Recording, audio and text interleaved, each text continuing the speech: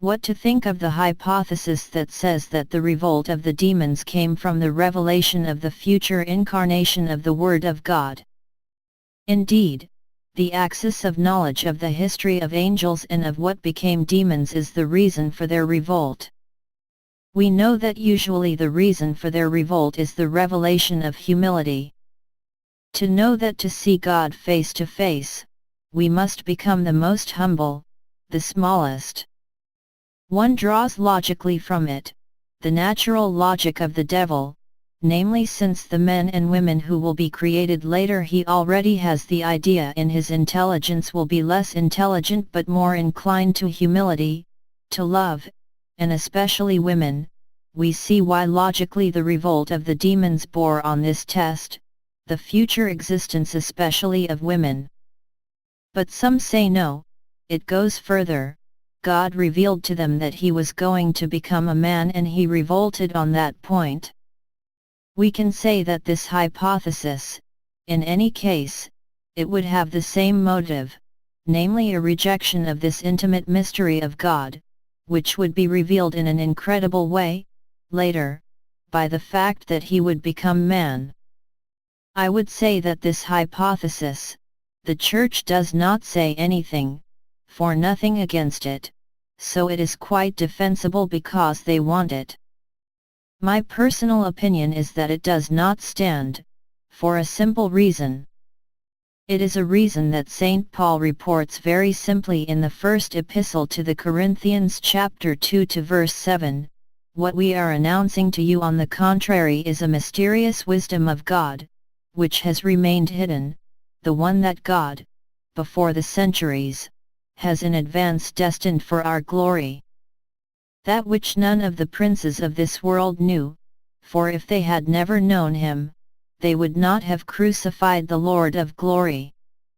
But as it is written, we tell you what the eye has not seen, what the ear has not heard, what has not gone up to the heart of man, all that God has prepared for those whom he loves." NGT, under the term the princes of this world did not know him, we must not only hear, obviously, those who crucified Jesus who were men of power, at that time, but also the powers, the principalities, the angelic dominions that reign over this world. This world held by the demon. It is indeed, of course, the rebellious angel who presided over the execution of Christ, who urged men to do so. And if ever this angel had known that this Messiah, he had guessed correctly that he was the Messiah, but that Messiah, was God himself made man, he would never have crucified. His project, on the contrary, was this one, he said to himself, "Let the messenger of God be murdered, and then God will do as he did in the flood, he will exterminate this unworthy humanity."